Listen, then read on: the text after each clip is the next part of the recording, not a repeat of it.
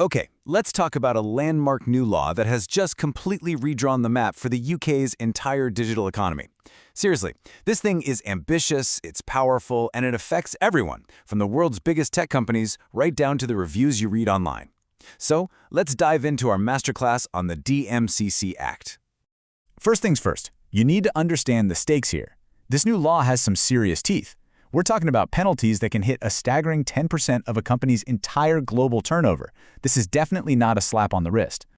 And for every single one of us who's ever bought something online, this is an absolute game changer. The Act brings in an explicit, outright ban on fake reviews. You know that 5-star review for a product that just falls apart in a week? Yeah, that whole practice, which just destroys consumer trust, is now illegal.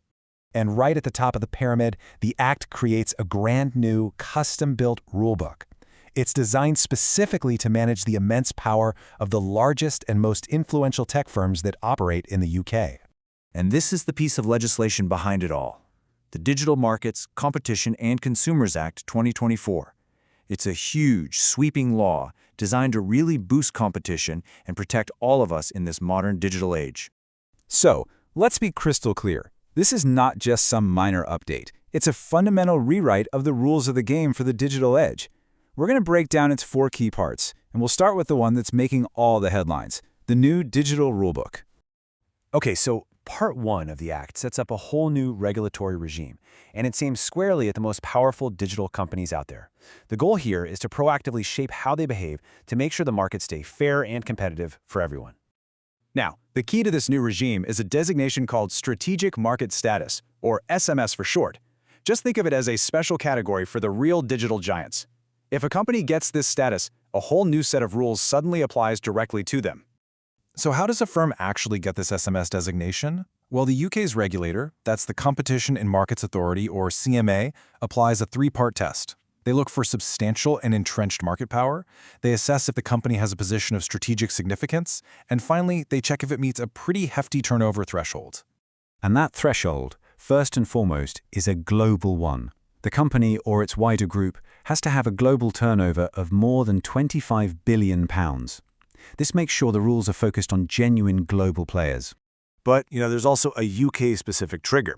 If the company's UK turnover is more than £1 billion, that also ticks the box. This connects its UK operations directly to this new regime. Right, so once a company is designated with SMS, the CMA can impose custom-made conduct requirements. These are basically rules about fair dealing and transparency. It can also use what are called pro-competition interventions to test out remedies, like, say, forcing a company to share data with smaller rivals, all to find the best ways to open up markets to more competition. Let's move on to the second part and see how this all builds, because this act isn't just about big tech. It also brings in some major updates to the UK's general competition law that apply to pretty much all businesses. You can see a key modernization right here with merger controls. The turnover test for a target company has been bumped up to £100 million, which helps the CMA focus its resources on the really significant deals. There's also a new test focused on the company doing the acquiring, which is designed to catch those so-called killer acquisitions by powerful firms, even when the target is small. Now, this slide highlights a really landmark new rule. For the very first time, the law specifically prohibits foreign state control over UK newspaper enterprises. It's a really clear move to protect the independence of the UK press from foreign government influence. So, we have all these new rules, but a rule book is only as good as its referee, right? Well, the third major part of the Act is all about giving the CMA the power it needs to actually enforce them effectively. So the crucial point is this fundamental change in enforcement. Before, the CMA had to take a company to court to enforce consumer law, which was slow and really cumbersome. Now, it operates under a direct administrative model. It can investigate, decide there's been a breach, and issue penalties all on its own. And this is where that massive number from the beginning comes right back in. For breaches of consumer law, the CMA can now directly impose fines of up to 10% of a company's global turnover. That is a game-changing deterrent. Finally, let's look at the fourth part of the Act. This is where the changes become most tangible for everyday people, with a whole range of new and strengthened consumer rights. Here are the key takeaways for you as a consumer. As we've mentioned, fake reviews are banned. The Act also cracks down on those subscription traps, forcing businesses to give clear info before you sign up and offer really straightforward cancellation options. On top of that, there are new insolvency protections for consumer savings schemes, making your money safer if the company goes under. Okay, so with all these huge changes, when do they actually take effect? It's really important to understand this isn't all happening at once. The Act is being brought into force in a series of carefully planned stages. Let's just walk through the timeline. The new digital markets regime and competition law updates kicked off around January 1, 2025.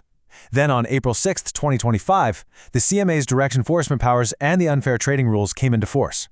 Protections for consumer savings schemes follow on January 1, 2026. And finally, the system is completed on April 6, 2026, with a new framework for alternative dispute resolution. That's a way to resolve disputes without going to court, fully implemented, with the Chartered Trading Standards Institute officially taking over accreditation and oversight.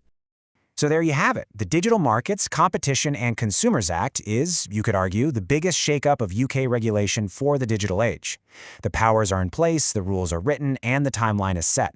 The UK has absolutely drawn its line in the sand. But the crucial question remains, will this new rulebook create a truly fairer digital future?